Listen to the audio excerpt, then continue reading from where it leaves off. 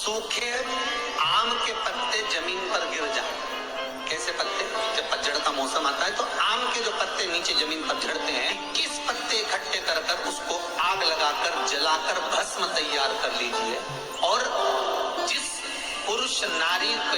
चर्म रोग हो जाए, चर्म रोग, कहीं खुजली चल रही हो, कहीं दाने पड़ गए हो, कहीं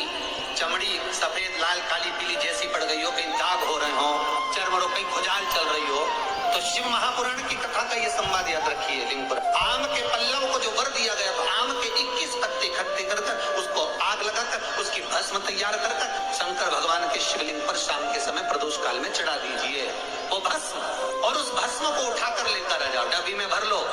और गाय का घृत उसमें डाल लीजिए और उस स्थान पर लगाना चालू कर दीजिए। 3 दिन में दांत खाज खुजली जो भी होगी मिटना प्रारंभ हो जाएगी। उसमें इतनी प्रबलता आ जाती है। शंकर को जो भस्म चढ़ी है, आम के पत्ते की भस्म का भी हमारा शास्त्र वर्णन करता है। उस भस्म को छान कर पीस कर उसकी कोई दुकान आप डाल रहे हो,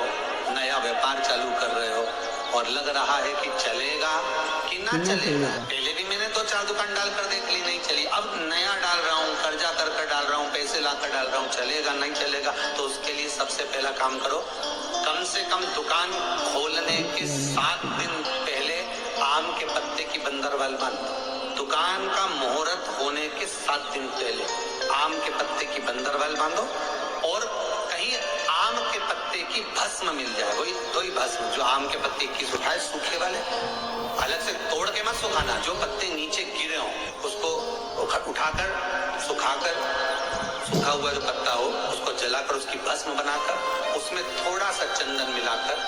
और उसी से सम्मुख में जहां 7 दिन पहले तुमने बंदरबल बांधी है, दुकान खोलने वाले दिन उसी आम के पल्लव की भस्म जो शिव पर चढ़ी थी उसी में चंदन मिला हुआ वो एक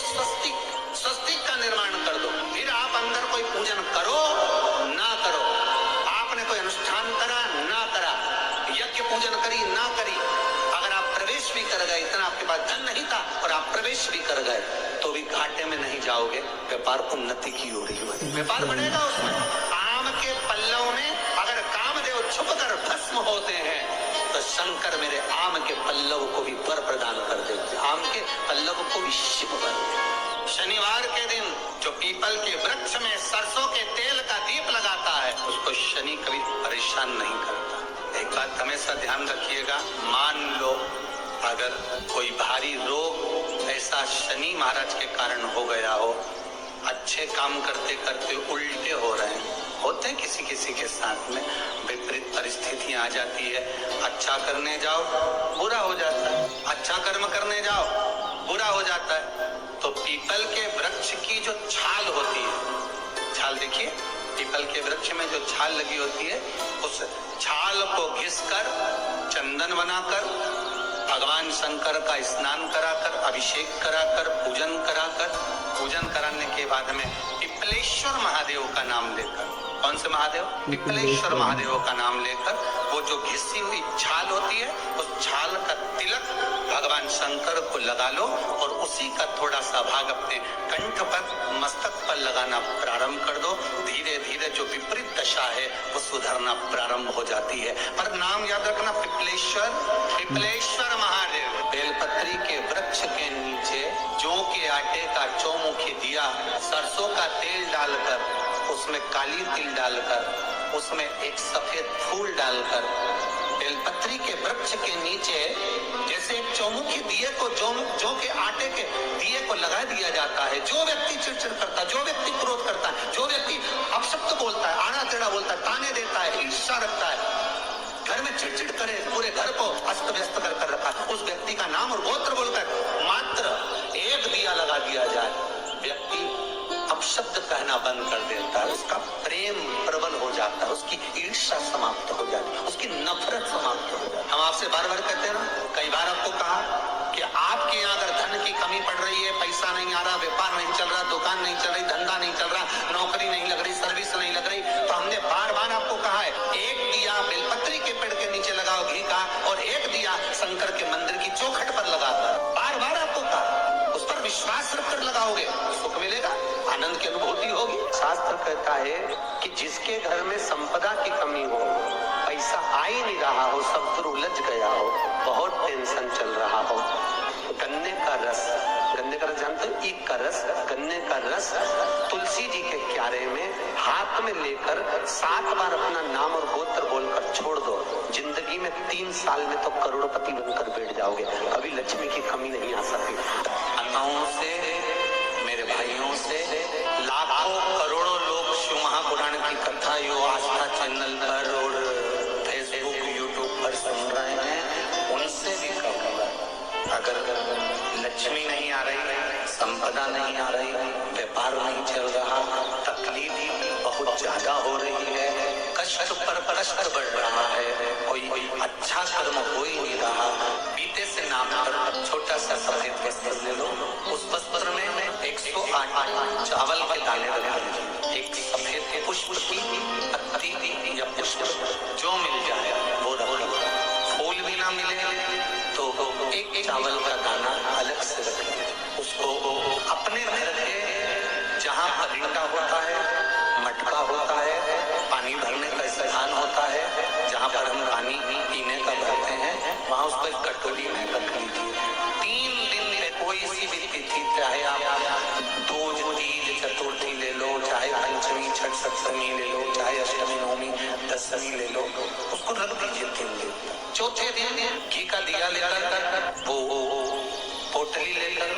कुछ भेंट लेकर, जो आपकी मर्जी पड़े, दान के भाव से घी का दिया शिव जी के मंदिर में लगा दीजिए, और जो पोटली और जो भेंट है वो किसी भी ब्राह्मण जन को,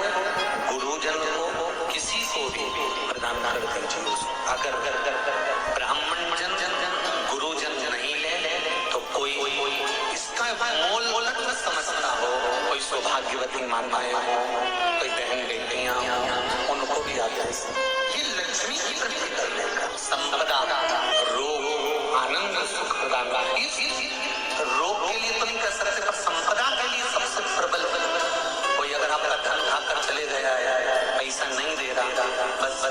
आप शिव मंदिर में जब दिया लगाएंगे और इसको वापस शिव मंदिर से पोटली को लेकर आएंगे, चाहे तो मंदिर में कोई ब्राह्मण देवता हो, पंडित जी हो, उनको भी दे सकते हैं, किसी को भी उस समय पर दीप लगाते समय, दिया लगाते समय स्मरण होना चाहिए कि मेरा पैसा इतना गया हुआ है, बाबा ये रकम डूब गई है, ये पैसा चले गया है, ये प्राप्त होना चाहिए, मेरा व्यापार बढ़ना चाहिए। 4 पत्ती का जब बेलपत्र मिलता है तो 4 पत्ती के बेलपत्र को शंकर जी पे चढ़ाकर 1 लोटा पानी नहीं चढ़ाया जाता, 4 पत्ती का अगर बेलपत्र शिव को चढ़ाया जाता है तो 4 लोटा जल शिव को समर्पित करा जाता है, फिर उस बेलपत्र को उतार कर अशोक सुंदरी वाली जगह पर रखा जाता है, फिर वहां पर एक आचमनी जल समर्पित करा जाता है, फिर वो 4 पत्ती के बेलपत्र को उठाकर नंदीश्वर के चरण के पास रखा जाता है, वहां 1 मूंग का दाना समर्पित करा जाता है, फिर उस बेलपत्री को लाकर घर में बरकत के रूप में रखा जाता है, तब वो लक्ष्मी बढ़ाना प्रारंभ करता है। कोई ऐसे ही क्रम नहीं हो जाता कि मिल गया हो तो रख दिया, उसका क्रम अलग अलग। 5 पत्ती का बेलपत्र, ऊपर जो जलाधारी टंगी होती है उस जलाधारी का स्पर्श कराया जाता है, शिवलिंग पर चढ़ाया जाता है, मात्र 1 लोटा जल 5 पत्ती के बेलपत्र पर चढ़ता है, और 5 पत्ती का बेलपत्र दरवाजे पर खड़े होकर भगवान शंकर के गण भृंगी का स्मरण कर, श्रृंगी का स्मरण कर उसको लाकर बरकत में रखा जाता है। 5 पत्ती, 6 पत्ती का बेलपत्र मिलता है तो उसको नंदी पर पहले समर्पित कर फिर शिव के द्वार पर शंकर भगवान पर समर्पित किया जाता है, फिर 1 लोटा जल समर्पित कर 1 चावल का दाना चढ़ाकर उस बेलपत्री को लाया जाता है, बरकत स्थान पर रखा जाता है। 7 पत्ती का बेलपत्र मिलता है, उसका नियम अलग, 7 पत्ती के बेलपत्र को बेलपत्र के वृक्ष के नीचे ही शिवलिंग का निर्माण कर पूजन किया जाता है, और वहां पूजन कर 7 पत्ती के बेलपत्र को शिव को चढ़ाकर फिर अपने घर में रखा जाता है। 8 पत्ती का बेलपत्र यदि प्राप्त होता है तो उसको पहले जो जलाधारी का भाग है, नीचे कटी भाग है जहाँ शिवलिंग रखा हुआ है, माता जी के उस भाग पर रखा जाता है, उसके बाद में शिव को चढ़ाया जाता है, 1 लोटा जल चढ़ाकर माता चंदन लगाकर उसको लाया जाता है। 9 पत्ती का बेलपत्र यदि किसी को प्राप्त होता है, कभी मौका मिले ना तो देखो, अब सीहोर में कभी कथा हुई तो आपको 1 पत्ती से लेकर 21 पत्ती तक के बेलपत्र का दर्शन, 3 पत्ती वाले वाले वृक्ष से ही जो पत्तियां प्रकट हुई हैं, 1 से लेकर 21 के पत्ती का दर्शन आपको सीहोर जब कथा रहेगी कभी तो ऑनलाइन कथा में हम खुद व्यासपीठ से दर्शन कराएंगे कि कितने पत्ती तक।